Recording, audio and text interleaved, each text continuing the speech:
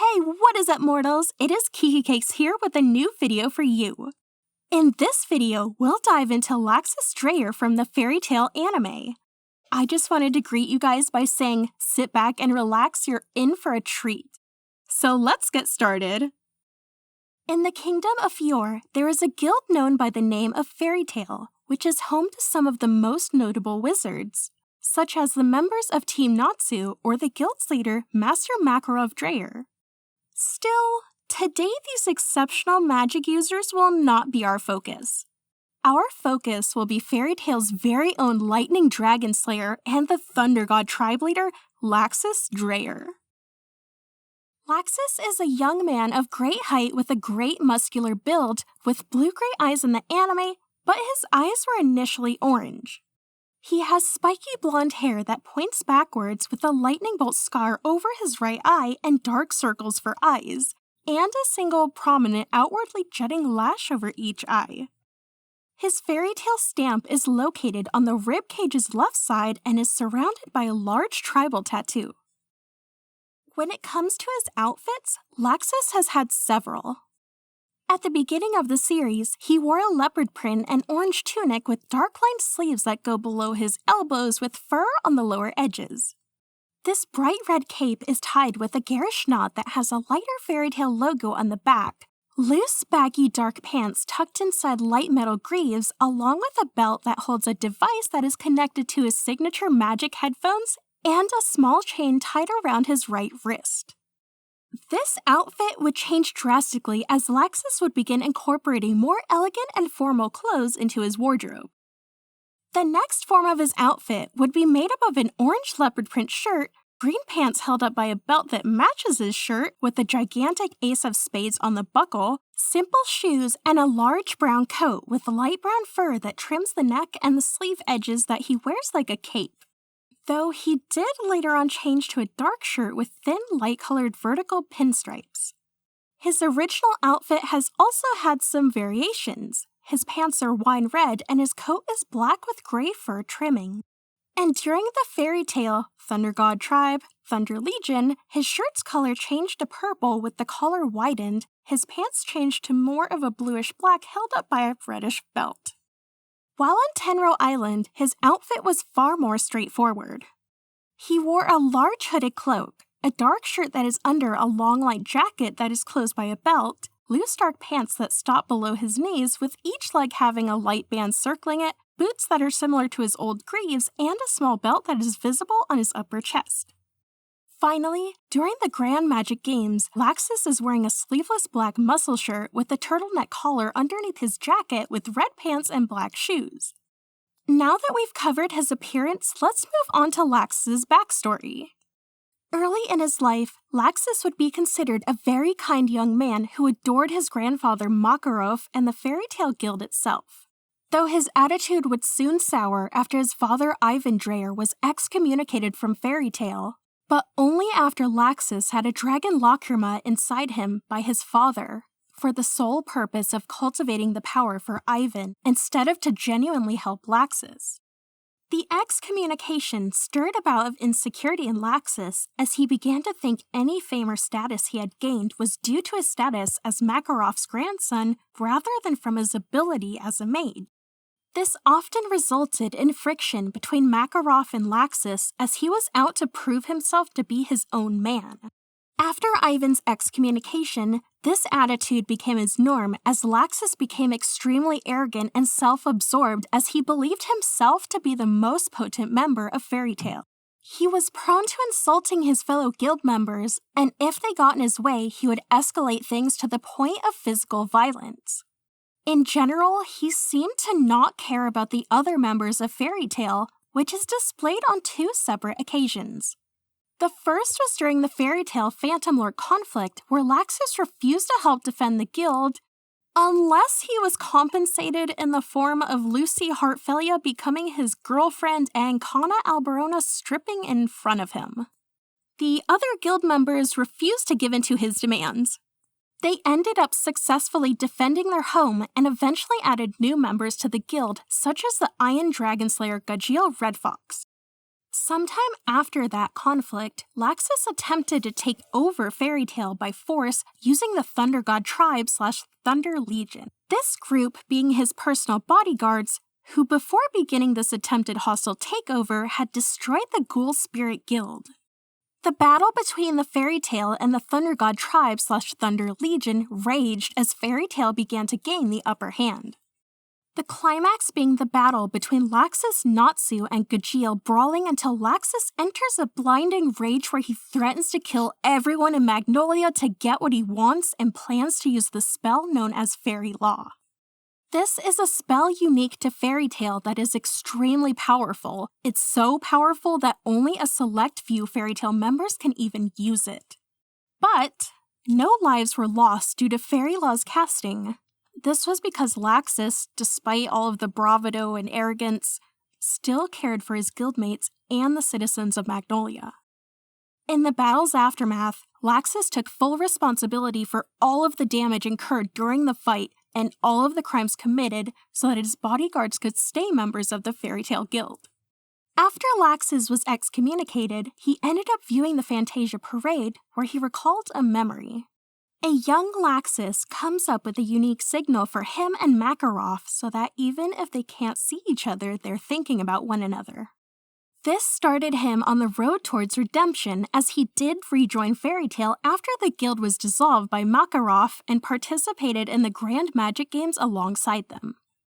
Moving on. As an S-class wizard and a second-generation dragon slayer due to the dragon Lacrima implanted by his father, Laxus has a wide variety of spells and abilities at his disposal. He has immense magic power, durability, strength, endurance, and reflexes in the terms of his abilities, all while being a master hand-to-hand combatant, which will be reflected in the fact that most of his spells involve his fists. This could also speak to his preference towards fighting up close and personal. Later on, he gained the Red Lightning Dragon mode, which gave him access to Dark Red Lightning, which is linked to the power of a Red Lightning Dragon and is described as lightning that goes beyond lightning. He also had access to the Dragon Force ability that turns the Dragon Slayer into a humanoid dragon when activated. However, in his case, he would grow scales that would run across his arms. If he had any weaknesses, besides his less than pleasant personality, it would be motion sickness due to being a dragon slayer. All of these abilities assist him to cast powerful spells, such as lightning magic, which is a form of magic that falls under the classifications of holder magic and caster magic that allows Laxus to control and manipulate lightning. Firing electrical discharges at both long and short range that are hot enough to melt a metal arm, can make lightning appear anywhere to strike his opponents, allows him to turn his body into electricity along with a myriad of other abilities granted by this magic. Thunder Palace is a magic that creates multiple lacrima that are suspended in the air in a circular pattern that once released do immense electrical damage to everything that is above and below the lacrima. The level of damage is determined by the number of lacrima in the air. This spell does have a severe drawback though. If any of the lacrima is destroyed before release, the caster will be electrocuted through organic link magic. His other magic is Lightning Dragon Slayer magic, a variation of Dragon Slayer magic. It would fall under the categories of caster magic, ancient spell magic, and lost magic. Similarly to other dragon slayers such as Natsu Dragnail and Gajiel Red Fox, it allows Laxus to use spells initially to kill dragons in combat and allows the user to take on the characteristics of a dragon. In the case of Laxus, he can use spells associated with lightning dragons. This magic also allows Laxus to heal himself through absorbing outside sources of lightning or electricity, and, as an added bonus, it makes him immune to lightning and electrical attacks. The Dragon Slayer spells he can use are as follows. Raging Bolt is a spell where Laxus raises a clenched fist in the air and chants, "Resounding through the air, the roar of thunder! Plunge from the heavens and reap destruction!" After this incantation is spoken, a large bolt of electricity strikes the target. Lightning Dragon's Roar is a spell shared among Dragon Slayer magic users where the user concentrates energy from the Dragon Slayer's element that they specialize in. This would be lightning energy in his case. After said energy is entirely concentrated, it is released in a destructive blast. Lightning Dragon's Heavenward Halberd is a spell that involves Laxus raising both hands in the air and gathering electrical energy in the space between his palms. He is quickly shaped into a giant spear, which he then hurls at his opponent. A unique aspect of this spell is that the spear crafted resembles a ji, a traditional Chinese halberd. Lightning Dragon's Breakdown Fist is a spell that involves Laxus gathering electrical energy around one of his fists. He then punches the air, which causes a magic seal to appear in the air in front of whichever fist he is using to cast the spell. It creates a much larger version of his fist made up of electrical energy, and he launches it at the opponent, damaging them along with inflicting paralysis. This allows Laxus to inflict additional attacks without worrying about the opponent retaliating or dodging the attack. If you need a comparison, think of it as a projectile version of the Pokemon attack Thunder Punch. Lightning Dragon's Iron Fist is a spell that involves Laxus enveloping his fist in electrical energy and then striking his opponent with said fist. Lightning Dragon's Iron Hammer involves him collecting a large amount of electrical energy enveloping his fist. He uses said collected energy to strike the ground to damage the opponent and immerses them in a torrent of electrical energy along with damaging the ground surrounding the target. Megaton Red Lightning involves the user coating their hand in unique dark red lightning and then striking the opponent. This spell was created as an homage to Yuri Dreyer, his great-grandfather and one of the Fairy Tale Guild founding members. This spell is also linked to the Red Lightning Dragon mode. Dragon Slayer's secret art, Roaring Thunder, is the most potent Dragon Slayer spell that he can access. The spell involves Laxus charging his opponent and punching them with a fist that discharges a sizable amount of lightning. This leads to the opponent experiencing copious amounts of damage and electrocution with being forced away due to the force of the attack. The other heavy-hitting spell that he has access to outside of his Dragon Slayer magic is the spell known as Fairy Law. This spell is unique to the Fairy Tale Guild, and Laxus is one of the 3 mages shown to use it, the other 2 being Makarov Dreyer and Mavis Vermilion. The spell releases a mighty light that damages everyone that the caster considers an enemy within the range of the spell, and it only affects those that the caster truly sees as an enemy. Finally, there are some ancillary spells that he has access to that aren't geared towards combat but are still useful, such as Thought Projection, which is a spell that allows Laxus to create a sort of mental hologram that projects his image so he can talk to people without revealing his location or allowing him to be harmed. Think of it like Magic Skype. Organic Link Magic allows him to link damage inflicted upon the person dealing that damage. He uses this magic in conjunction with the Thunder Palace spell. As stated previously, this combination has a drawback, where if one of the Thunder Palace Lacrima is destroyed, Laxus would feel the damage inflicted upon the Lacrima. Jutsu Shiki is a spell that falls under caster magic and letter magic taught to him by the leader of the Thunder God tribe / Thunder Legion, Freed Justine.